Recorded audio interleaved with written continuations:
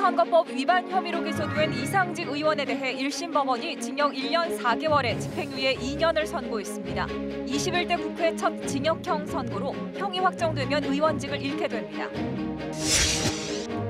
이상직 의원과 관련해 공직선거법을 위반한 혐의로 기소된 전주시 의원 가운데 2명도 1심에서 의원직 상실형을 선고받았습니다.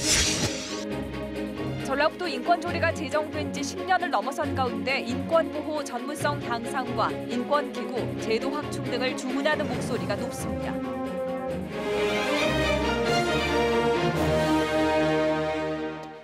여러분 안녕하십니까? 9시 정부권 뉴스입니다. 이상직 의원이 이스타항공과 관련해 500억 원대 배임 횡령 혐의로 구속 수감됐었습니다. 지난해 총선 과정에서 공직선거법을 위반한 혐의로도 재판이 진행되었는데 오늘 1심에서 징역형 집행유예를 선고받았습니다. 형이 확정되면 의원직을 잃게 됩니다. 박웅 기자입니다. 지난해 총선 민주당 전주 을지역구 경선에서 후보로 선출된 뒤 재선에 성공한 이상직 의원. 하지만 일반 시민을 대상으로 한 당내 경선 전화 여론조사에 민주당 권리당원들이 중복으로 응답하도록 유도한 혐의로 기소됐습니다. 전주지법 재판부는 이 의원을 비롯한 선거 캠프 관계자들이 문자 메시지와 채팅 메신저 등을 이용해 거짓 응답을 권유했다고 판단했습니다.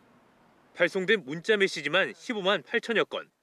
경선에서 이기기 위해 정치 컨설팅 회사와 계약을 맺어 권리당원 명단을 확보해 거짓 응답을 권유하는 등 조직적이고 체계적 전략을 세운 행위로 봤습니다. 이 때문에 재판부는 이런 사실을 전혀 몰랐다는 이 의원의 주장은 납득하기 어렵다고 밝혔습니다. 이 사건 행위로 인해서 선거의 공정성, 투명성이 훼손되었고 또 유권자의 의사가 왜곡된 사정 등을 감안해서 이 밖에도 지난 2019년 명절에 중소벤처기업진흥공단과 자신이 창업한 이스타항공의 예산과 자금으로 선거 구민에게 전통주를 보낸 행위도 일부 유죄로 판단했습니다.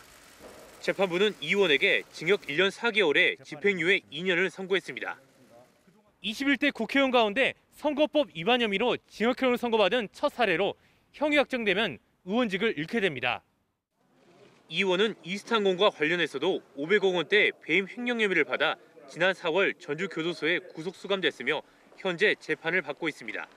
KBS 뉴스 박웅입니다. 이상직 의원과 함께 기소된 전주시의회 의원 3명 가운데 2명도 이번 1심에서 의원직 상실형을 선고받았습니다. 이어서 이종환 기자입니다. 이상직 의원과 함께 공직선거법을 위반한 혐의로 재판정에 선 이미숙, 박형배, 정섬길 3명의 전주시 의원들. 검찰은 이들이 지난해 총선을 앞두고 민주당 국회의원 후보 경선 기간 이상직 의원의 지지를 호소하는 과정에서 선거법을 위반한 것으로 보고 일괄 기소했습니다. 해당 시의원들은 줄곧 무죄를 주장했지만 1심 법원은 이미숙 시의원에게 징역 4월에 집행유예 2년, 박형배 시의원은 벌금 200만 원을 선고했습니다. 어쨌든 우리 시민들에게 불편을 드려서 죄송하다고 전하고 싶습니다. 다만 정섬길 시의원에 대해서는 전화를 이용한 선거운동을 허용하도록 최근 관련법이 개정됨에 따라 면소 판결을 내렸습니다. 이 의원과 박 의원은 1심 선고대로 벌금 100만 원 이상의 형이 최종 확정되면 의원직을 잃고 향후 피선거권이 제한되는 불이익을 받게 됩니다.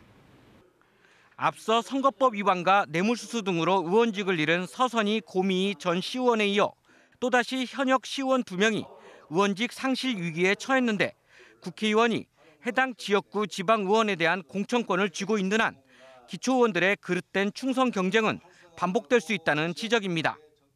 그 공천을 받기 위해서 줄서기나 하고 이렇게 충성 경쟁하고 있는 현재의 상황을 봤을 때 정당 공천제 자체도 기초의회에서만큼은 아예 포기하는 것도 고려해봐야지 않겠느냐.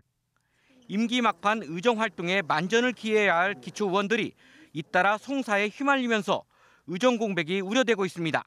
KBS 뉴스 이종환입니다.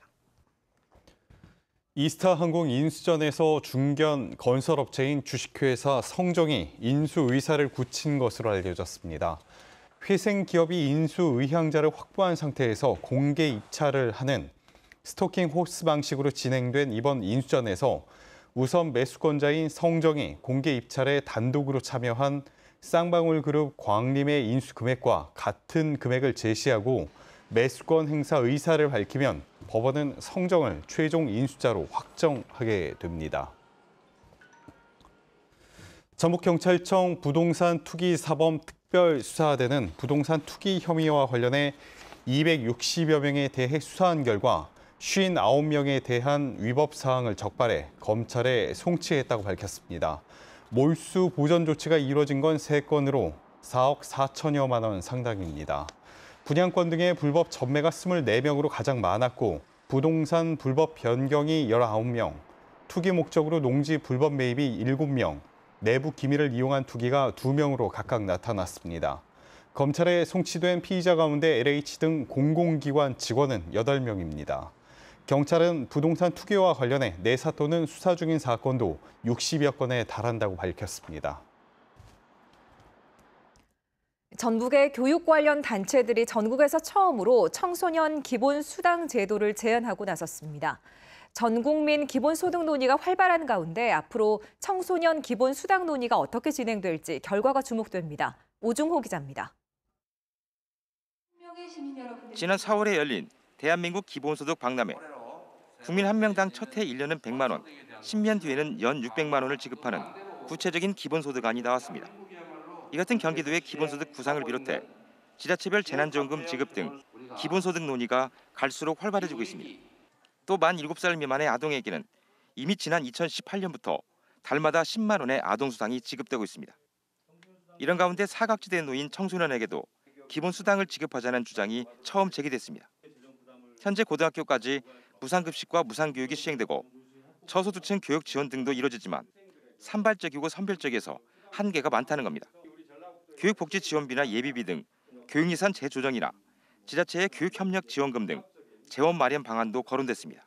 특히 학교 밖 청소년은 거의 방치되고 있는 상황이기에 보다 더 체계적이고 전생애 주기별 맞춤형 복지 정책으로 전환할 필요가 있습니다. 현재 아동수당과 함께 청소년 수당을 지급하는 나라는 90여 개국.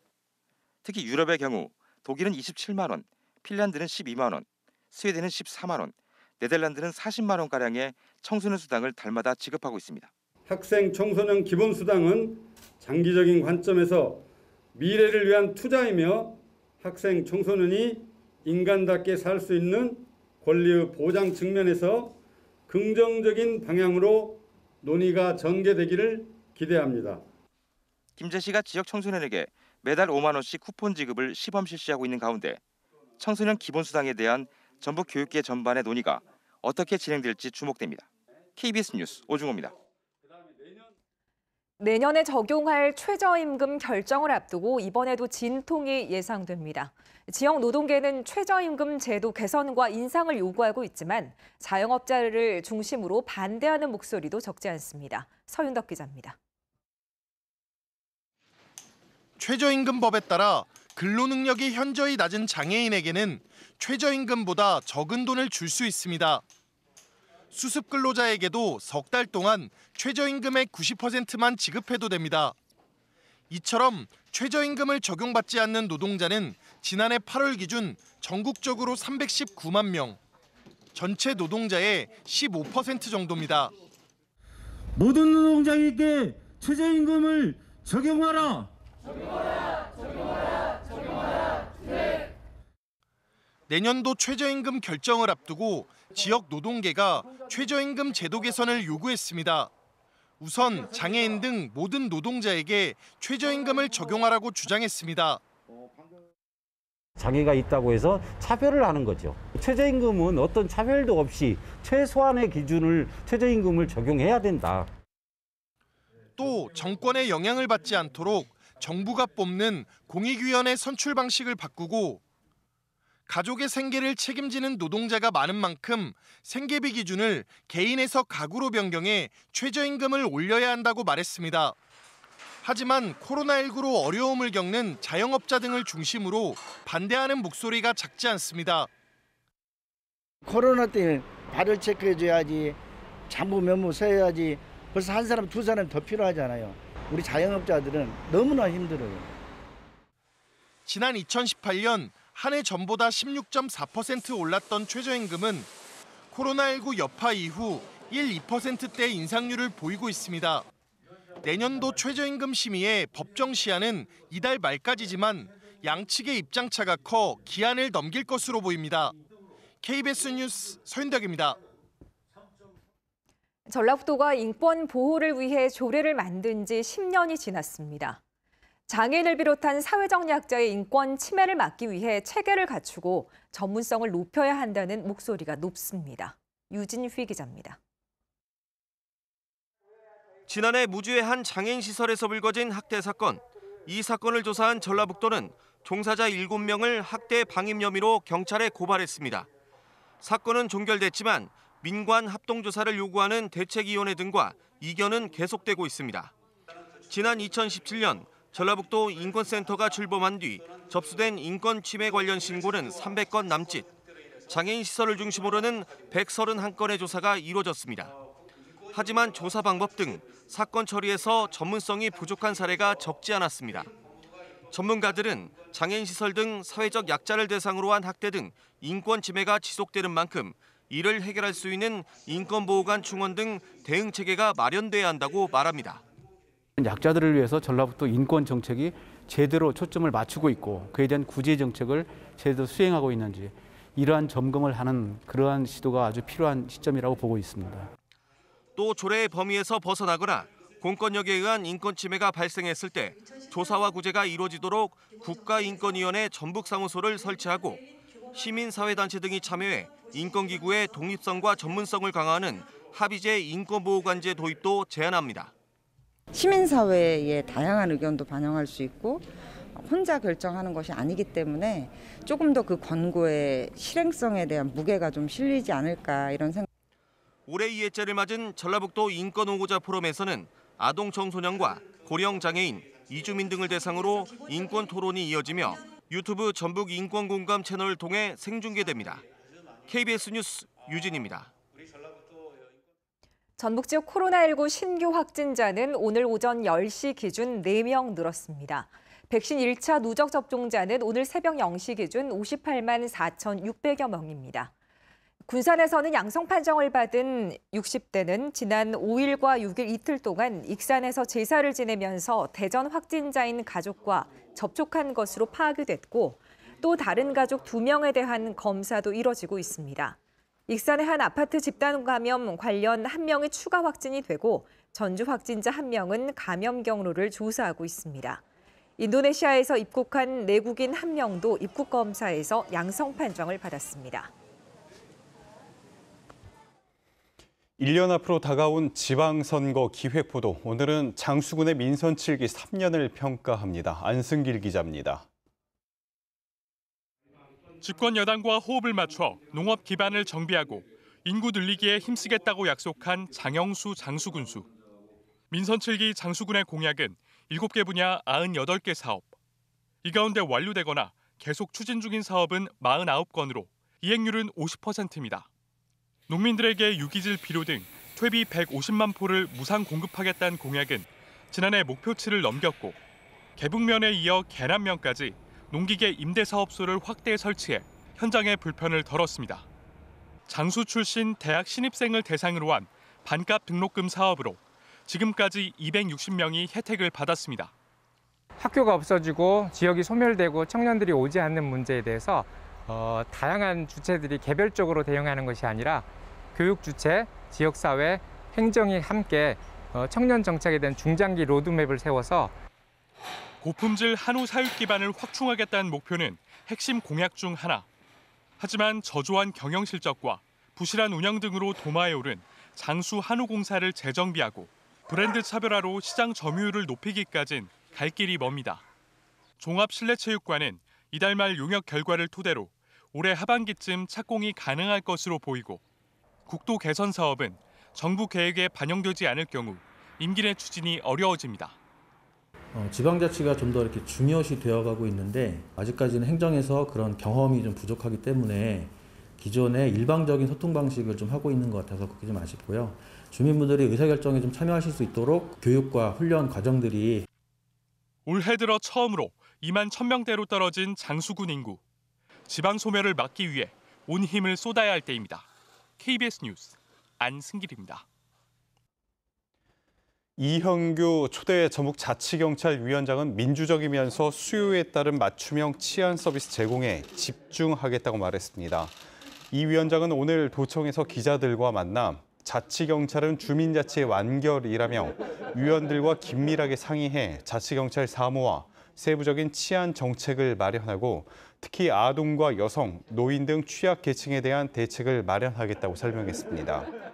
공권력이 행정에 종속될 수 있다는 질문엔 전라북도와 도의회와는 예산 등 운영에 대해 긴밀히 협조할 필요성이 있지만 치안 업무에선 독립적으로 업무를 수행하겠다고 강조했습니다.